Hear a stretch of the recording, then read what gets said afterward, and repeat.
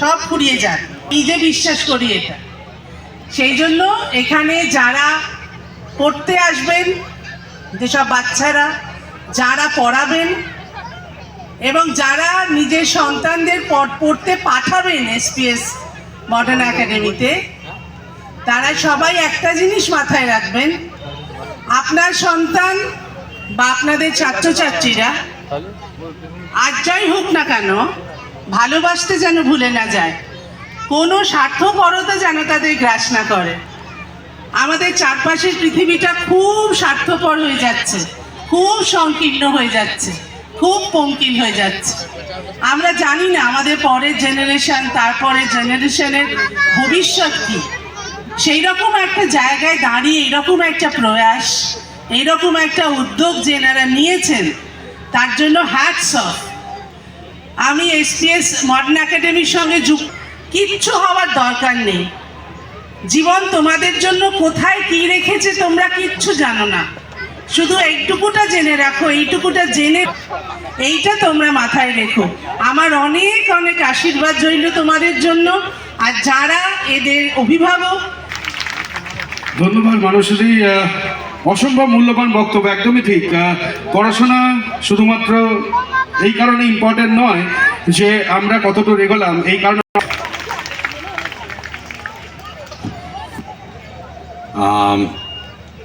প্রথম কথা, আজকে শুরুতে একটু ভয় পেয়ে গিয়েছি। ভয় পেয়েছি একটাই কারণে, এই দেখো তোকে কিছু বলছে হয়েছে মনে হয় না।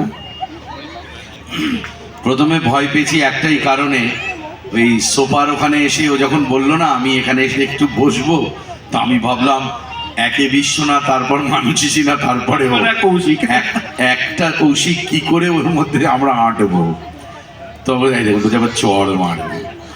তবে এই স্কুলটা খুব মজবুত হবে, আমি বলে রাখছি। একটা বিশেষ আকর্ষণ হিসাবে মানুষদি আমাকে ডেকেছে, ওকে নিয়েছে অ্যাঙ্কার, আবার এরপরে গান গাইবে জোজো। যেমন স্টেজ তেমনি মাইক্রোফোন, তেমনি আমরা স্কুল যেন মজবুত হয়, আমি এইটুকুনি চাই আর স্কুলটা।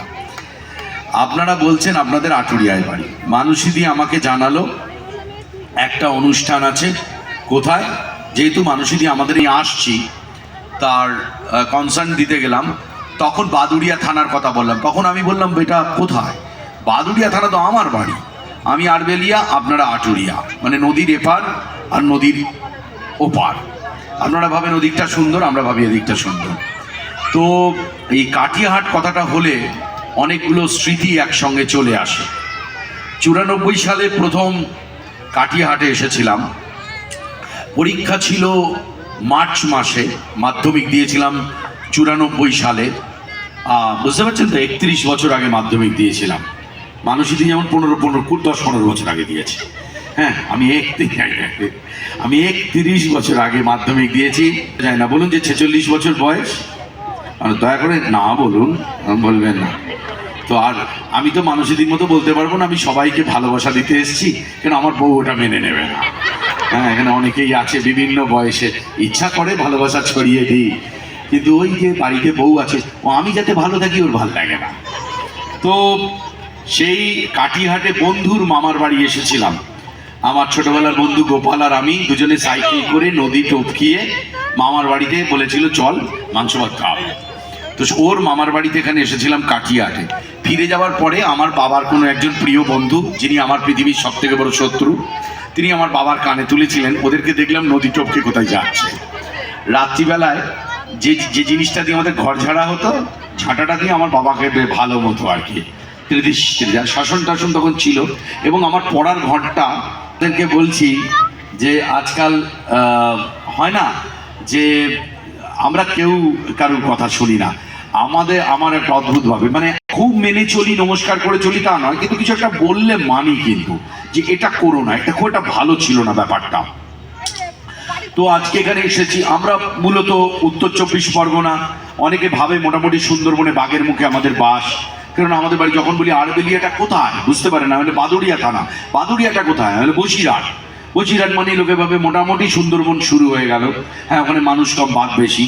তো সেই রকম একটা জায়গায়, আপনাদের এইরকম একটা গ্রামে আজকে আমি গিয়ে বলতে পারবো আমার ছেলেদের আমি যদিও 7-8 বছরে মুখস্থ করতে পেরেছি যে আমার ছেলেরা সিবিএসসি নয় আইসিএসসি বোর্ডে পড়াশুনো করে।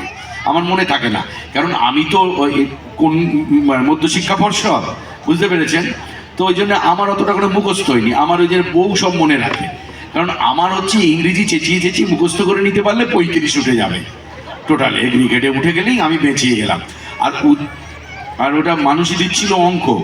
আর প্রত্যেক ফাংশনকে এক একটা সাবজেক্ট বলে। এবার বুঝুন কি লেখাপড়ায় ছিল।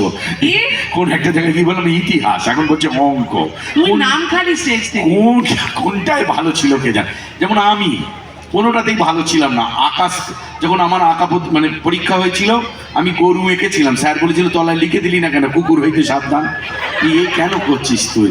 তো খুব ভালো লাগছে, একটা সুন্দর সন্ধে। আর আপনাদের জন্য আজকে আমার একটা প্রাপ্তি যোগ হয়েছে। এই স্কুলের কর্তৃপক্ষকে আমি ধন্যবাদ জানাই। মানুষ যদি এই অনুষ্ঠানটা যোগাযোগ করেছিল বলে আমি একটু দেশের বাড়িতে আসতে পারলাম। আমার দেশের বাড়ি আরবেলে। আমি সোজা ওখানে এলাম, রেডি হলাম, এবং যাওয়ার সময় দেশের বাড়ি হয়ে ফিরবো।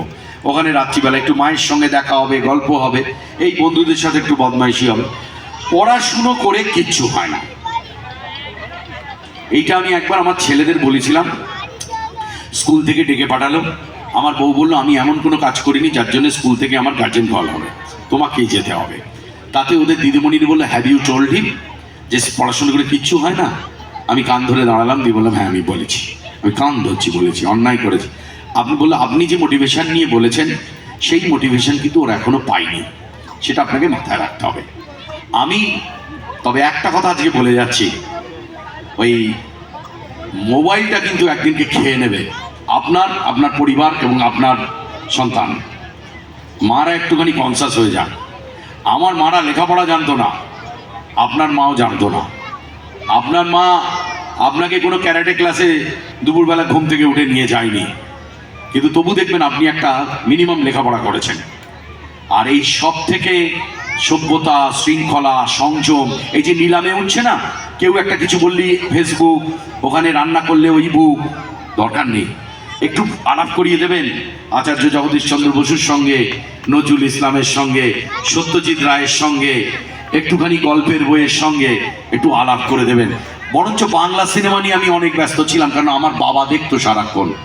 না হলে আরবেলিয়ার মতো একটা গ্রাম থেকে গিয়ে আমি কলকাতাতে এবং বম্বেতেও সিনেমা করেছি। আমি 25 বছর ধরে অভিনয় করছি।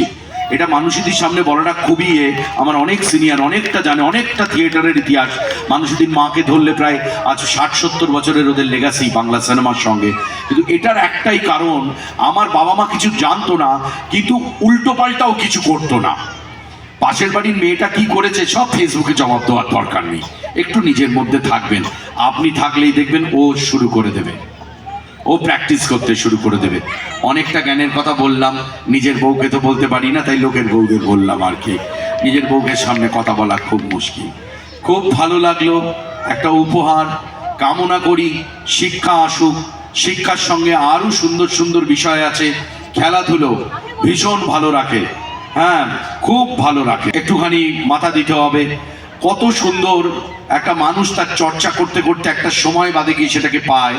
তার ফল হচ্ছে, বিশ্বাস করুন আপনারা দেখবেন, এটা আমাদের গল্প বলে মানুষের স্ক্রিপ্টটা লিখেছে, মানুষদের নেক্সট ছবিটা আমি করছি। কেন বললাম বলুন তো, যাতে বাদ না দিতে পারে, সবার সামনে বলে দিয়ে গেলাম। কি ভালো স্ক্রিপ্ট লেগে, এটা জানতামই না।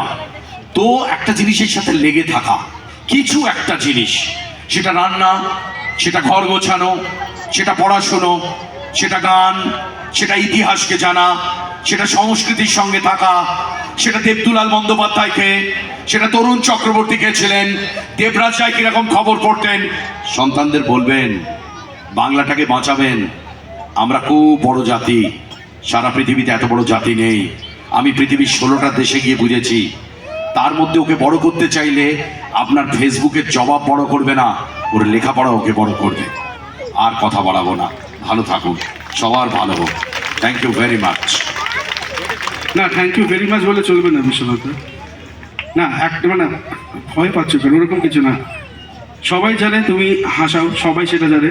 আর একটা জিনিস কিন্তু সকলেই জানে না, বা অনেকেই জানে, ভদ্রলোকের গানের গলাটাও বেশ সরেস। জোজো ঢুকেছে, গানের গলা শোনাবো। মেল সিঙ্গার নেই এখানে। কিছু আচ্ছা একটা আমি হোক।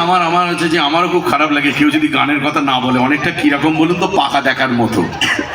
ওই আমার কারণেই গানের কথা বলেছি। বললেই আমি শুরু করে দিই আর কি। ওই কারণেই বলেছি। কত যে সাগর নদী পেরিয়ে এলাম আমি, কত পথ হলাম যে পার, তোমার মতো এত অপরূপ সুন্দর কাউকে তো দেখিনি গো আর। কত যে সাগর নদী পেরিয়ে এলাম আমি, কত পথ হলাম যে পার, তোমার মতন এত অপরূপ সুন্দর কাউকে যে দেখিনি গো আর। প্রিয়তমা মনে রেখো, অনুপমা মনে রেখো। Thank you. সে ভালো গান গায়, বলে দিন। এসব তো সে গানটা ভালো গায়। এসব তো জানে না, যে এসছে পাড়ার শুধু। ছেলেরা, সামনেদের পাড়ার ছেলে সবাই মিলে একটু আশীর্বাদ করেন যার জীবনে দাঁড়াতে পারে। আসছে নতুন করে কি বলবো বলুন। আমাদের এখানে এইভাবেই বলে, আমাদের বলে এলে তো এলে, হ্যারিকেনটা এলে না। না, আমি একটা জিনিস খালি বুঝতে পারলাম না, জোজোর গাড়ি ঢুকছে থেকেই বিশ্বনাথ এই গানটা কেন গাইলো? আরে বাবা, আরেকটা গান গেয়ে দেবো। দেখে যা যা জো জান, কি সুখে রয়েছে প্রাণ। আরে আমি তো বউকে বিয়ে করেছি 17 বছর আগে, জোজোর সাথে তো আমার প্রেমের সম্পর্ক 30 বছর। এই তুই না, তারপর হচ্ছে। আমার পাড়ায় ফাংশন করতে ছিল, সেই যে প্রেমে পড়েছি, এখনো চলছে দুজনের মধ্যে। তুই না। চলো, থ্যাংক ইউ ভেরি মাচ, খুব সুন্দর অনুষ্ঠান, সবার ভালো হোক। ভালো থাকবেন সবাই, সবাই খুব ভালো থাকবেন, খুব খুব ভালো থাকবেন। ভালো থাকাটা এখন খুব চাপের, ভালো থাকুন যেভাবে হোক। বিশ্বনাথদার এই ভেতরে 30 বছরের সম্পর্ক জো জানতা হ্যাঁ, ওনারা হাততালি দিন, একটু জোরে হাততালি প্লিজ। এই অসম্ভব মুহূর্তটা বিশ্বনাথ দা, অসংখ্য ধন্যবাদ। মানুষের দিকে অসংখ্য ধন্যবাদ। এই দুজন মানুষের যখনই আমি অন স্টেজ পাই, আমার নিজের মনে হয় যে কি একটু প্রাণ ফিরে ফেলেন কি এখন কিছুক্ষণের মধ্যে। কেমন লাগলো এনাদের দুজনের উপস্থিতি? আমরা আপনাদের মুখ থেকে শুনতে চাই। এতক্ষণ তো এখানে স্টেজে অনেক কিছু হলো, আপনারা কে বলুন তো, এবার একটু এনজয় করতে চাইছেন?